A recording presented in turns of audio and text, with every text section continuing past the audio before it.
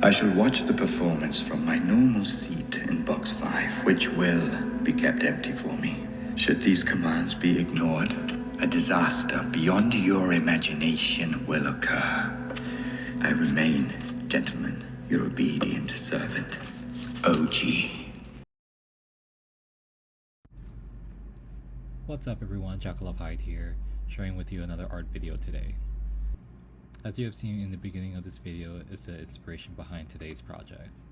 I always loved the idea of this over-the-top 3D wax seal stamp, and I thought, why not try and recreate this myself? So with that, let me show you my process. The materials I use for this project are really simple. So this first item is actually optional, but I highly recommend using a silicone pad. If you don't intend to make your wax seal directly onto notes or letters and want to save them for later, then having one of these to pour your hot wax on is highly recommended. Next item is one of these skull silicone ice trays. You can find these quite easily on Amazon or eBay depending on where you shop online. You can use any one you like, I just like this one that I got. Next item is some wax seal beads. You can use these or also the wax seal sticks as well. I just prefer the beads since I have better control with how much wax I want to use and they melt faster. Next item is one of these wax melting furnace and spoon.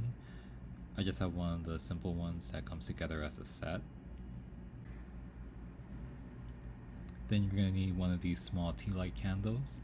Just make sure it's small enough to fit with the size of the furnace that you have. A lighter, of course, to light the candle. Now this is optional, a metal stirring stick. I already have one of these lying around and it's great to help mix the wax when it's melting. But if you don't have one, you can use something like a toothpick, it's perfectly fine as well. Lastly, you're going to need a metal ladle. This is because you're going to be melting quite a bit of wax to make the 3D skull wax seal. It's important to have more than you need of the wax melted. So when you pour it into your mold, there's not going to be any visible layers, and that way you can get it done in one go. As you can see with this one, I had made the first time as a tester. I didn't have enough wax melted when I first poured. You can see all the lines where the layers are and it doesn't look very polished, which is why I say make more than you need. For the leftover wax, just wait for it to cool, then you can save it and reuse it again later. I found that the amount I'm gonna need to make one wax seal is gonna be anywhere between 60 to 70 beads to fill the skull mold, plus another 10 beads to make the bottom part as well. So now that all that is out of the way, let's go ahead and make our wax seal.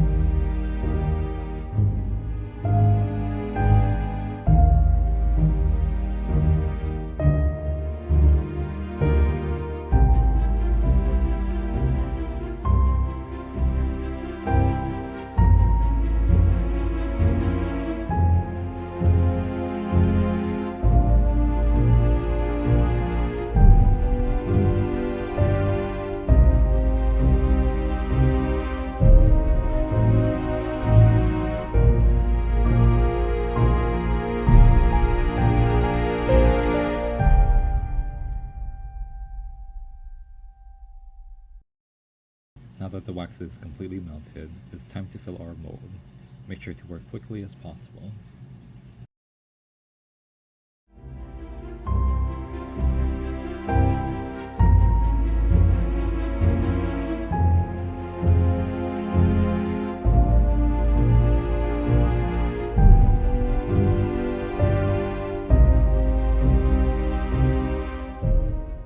I'm also going to run a heat gun on low over the top to eliminate any air bubbles.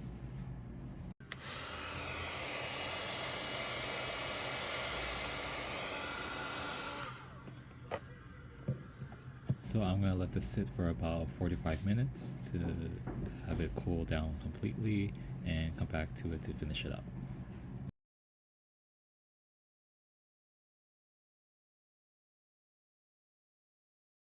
Alrighty, we are back. It's been about almost an hour now. I can feel that it's pretty cool to the touch, so now we can demold.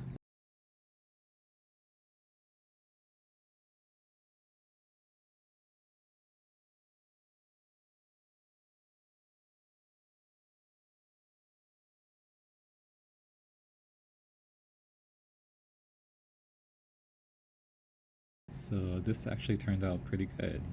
No lines or air bubbles, and it's nice and smooth. If there are any imperfections in the cast, you can always remelt the wax and try again until it comes out right. Now that this is in a good spot, we can now proceed to finishing up the bottom.